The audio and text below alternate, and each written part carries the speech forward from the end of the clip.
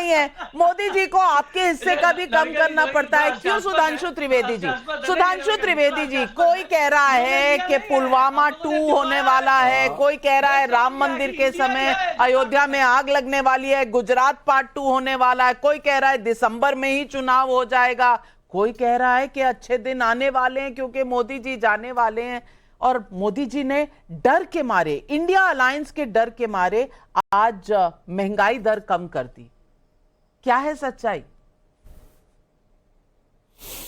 देखिए, जब डर की बात हो और तृणमूल कांग्रेस के प्रतिनिधि बैठे हों तो मुझे याद आता है कि अधीर रंजन चौधरी जी जो कोई छोटे नेता नहीं है, कांग्रेस के नेता प्रतिपक्ष हैं।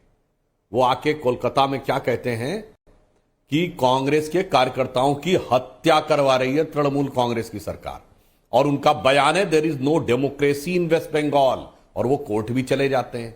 मगर डर का आलम यह देखिए कि उसी के साथ जाके ममता बनर्जी बेंगलोर में गले लगती हैं और कहती हैं कि we have come here to save the democracy in the country. अद्भुत डर है ना। बताइए, दिल्ली में आम आदमी पार्टी कांग्रेस के लिए चोर बेईमान जाने क्या क्या कहती है, और जाके छत्तीसगढ़ में भी बोल रहे हैं। उसके बावजूद किस तरीके से इनको दिल पे पत्थर रख के साथ में आना पड़ता है, समझ में आता है किसके मन में डर है। वेस्ट बंगाल में ही उदाहरण देना चाहता हूं, लेफ्ट पार्टीज क्या कहती हैं, नहीं नहीं हम तो ममता बनर्जी से लड़ेंगे भाई, हमारे ऊपर तो बहुत अत्याचार हुआ है। मगर साहब केरल में जाके कहते नहीं नहीं हम साथ में हैं। जनाब, आपके नेतृत्व की ही चुनौती नहीं है, नियत की भी चुनौती है, नीति की भी चुनौती है। और हकीकत यह है जो ये लोग कहना चाहते हैं बार बार, तो मैं ये भी याद दिलाना चाहता हूं कि अनेक बार इन लोगों के सामने इस ढंग की जो काल्पनिक चीजें आ चुकी हैं। अभी इन्होंने बहुत पुलवामा का नाम लिया, सतपाल मलिक जी का इन्होंने कई बार नाम लिया, तो मैं फैक्ट के साथ मानव जी आऊंगे आपके पास। इतना विचलित क्यों हो रहे हैं? सुधांशु जी की बात तो पूरी सुन लीजिए। मानसिक संतुलन बना के रखने की आवश्यकता है। अधीर क्यों हो रहे हैं इतने? आप इतने अधीर क्यों हो रहे हैं? नहीं, कोई बात नहीं। वो लगता है कि आदमी जो नहीं रोक पाता है वो अधीर कहलाता। मान्यवर, अधीर की उधर की तरफ है। हाँ, तो इसलिए मैं कह रहा हूं आप बातें सुनिए, अभी आप और भी नहीं रोक पाएंगे अपने को। जो सतपाल मलिक जी की बात कही जाती है, तो मैं यहां जितने भी प्रबुद्ध लोग बैठे, मैं फैक्ट याद दिलाना चाहता हूं।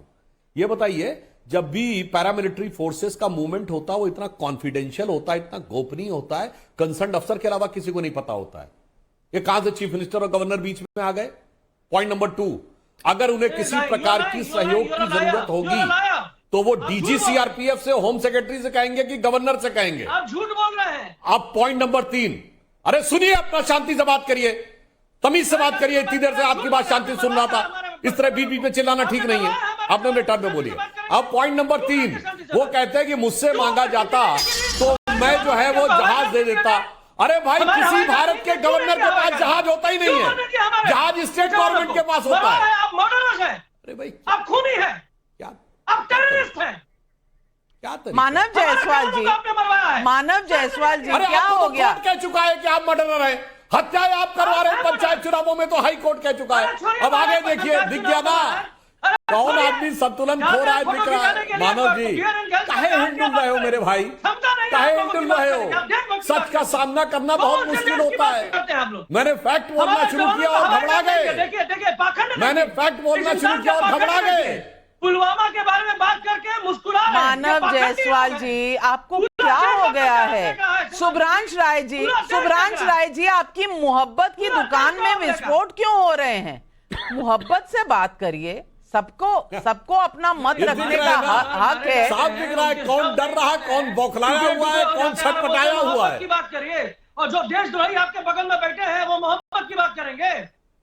देशद्रोही है ये लोग। इनके नेता फोटो खिंचा रहे थे, बियर एंगेज कर रहे थे।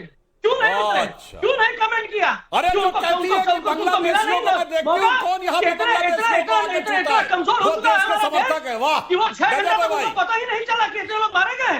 अरे शर्म करिए महाराज, पूरा देश जंग गया है, हम भावुकता में बह जाते हैं। हमारा देश बहुत भावुक देश है, अब नहीं बहेगा। आपका मुखौटा गिर रहा है, दर बदर गिर रहा है, दिन प्रतिदिन गिर रहा है और गिरता रहेगा। बचाइए अपने आपको जितना बचा मानव जायसवाल जी, मानव जायसवाल जी, सच को चिल्लाने की जरूरत नहीं पड़ती। आप इतना चिल्ला क्यों रहे हैं? आप उत्तेजित क्यों हो रहे हैं? मानव जायसवाल जी, मानव जायसवाल जी, आप लगातार बोलते चले जा रहे हैं। करवाने दीजिए, मैं कह रहा हूं ये बोले मेरा फीडर ऑफ कर दीजिए, अन्यथा मैं बोलूं इनका फीडर ऑफ करिए। अगर कोई व्यक्ति डिबेट करने नहीं आया, सिर्फ रायता फैलाने के लिए आया तो बात अलग है। लगातार बदतमीजी के साथ सुधांशु जी, आप अपनी बात पूरी करिए। मैं सबके फेडर डांस कर रही हूं। मानव जायसवाल जी, मैंने आपको कई बार कहा ऐसे डिबेट नहीं हो पाएगी। आप नाराज क्यों हैं? गुस्से में क्यों हैं? आप अपना बोल चुके हैं सुधांशु जी। अब मैं टेक्निकल पॉइंट जवाब देता हूं, मैं बिल्कुल टेक्निकल पॉइंट जवाब देता हूं। सतपाल मलिक जी ने कहा कि उनको यह पता था कि वहां जाने वाले कॉन्फिडेंशियल मूवमेंट होता है, किसी सीएम गवर्नर को नहीं पता होता है स्टेट में कि पैरामिलिट्री फोर्सेस का मूवमेंट कहां हो रहा है। पॉइंट नंबर 2, अगर जरूरत होगी तो वो डीजी सीआरपीएफ या होम सेक्रेटरी से कहेंगे, गवर्नर से नहीं कहेंगे। पॉइंट नंबर 3, सतपाल मलिक जी ने कहा मुझसे कहते मैं जहाज दिलवाता। किसी राज्यपाल के पास जहाज होता ही नहीं है, राज्य सरकारों के पास होता है, उन्हें राज्य सरकार से लेना पड़ता है। पॉइंट नंबर 4, जो जहाज होते भी हैं गवर्नर के पास, वो 6 सीटर 7 सीटर होते हैं मेरे भाई। 400 लोगों को ले जाने वाले जहाज एयरफोर्स के होते हैं। गवर्नर की क्या हैसियत है एयरफोर्स से दिलवा देगा भाई? एयरफोर्स के तो एयरप्लेन पे एयरपोर्ट पे उतरना हो तो गवर्नर को एयरपोर्ट से परमिशन लेनी पड़ती है।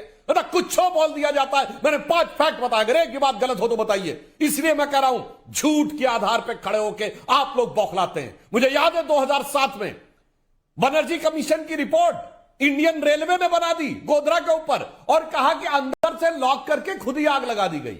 गजब है साहब। पहली बात तो रेलवे किसी दंगे की जांच नहीं कर सकती, और ऐसा बढ़िया निष्कर्ष निकाला कि अंदर से बंद करके लॉक लगा दिया। इसलिए मैं कह रहा हूं भाई, तथ्यों पे बात करिए, तर्कों पे बात करिए तो मामला हवा हो जाता है। और मैं आज बात कहना चाहता हूं, जो 200 रुपए की जो बात कही गई है, मान्यवर आप लोग साथ में थे, सब्सिडी देने का प्रावधान खत्म हो गया। 1 जनवरी 1995 को WTO से जो कांग्रेस सरकार ने एग्रीमेंट किया था, उसके तहत डीजल के ऊपर सब्सिडी, पेट्रोल के ऊपर सब्सिडी आपकी 2010 में और 2014 में खत्म हो गई। अब सिर्फ टैक्स कम करके दी जा सकती है। केंद्र सरकार ने और भाजपा सरकारों ने टैक्स कम किए हैं, मगर विपक्ष की सरकारों ने कहीं टैक्स कम नहीं किए हैं। और मैं दर्शकों से कहता हूं, इसीलिए पेट्रोल एक ऐसी चीज है जिसका देश के भिन्न भिन्न इलाकों में भिन्न भिन्न दाम होता है। क्यों? क्योंकि राज्य सरकारें अलग टैक्स लेती है। कितना कम किया? मानव जायसवाल जी, आपका दुख क्या है? आपका गम क्या है? आपका रिबट क्या है? आपका काउंटर क्या है? मैं आपको 30 सेकंड का समय देती हूँ। 30 सेकंड कि नहीं भाई, मैं बोलना चाहता हूं इनको। आप जो बताते हैं कि भाई आपने सब्सिडी की बात आप करते हैं, आप तो इतने धूर्त लोग हैं अंग्रेजों की तरह, दिखाएंगे कि सब्सिडी बंद कर दी इसके लिए, लेकिन आपने टैक्स बढ़ा दिया।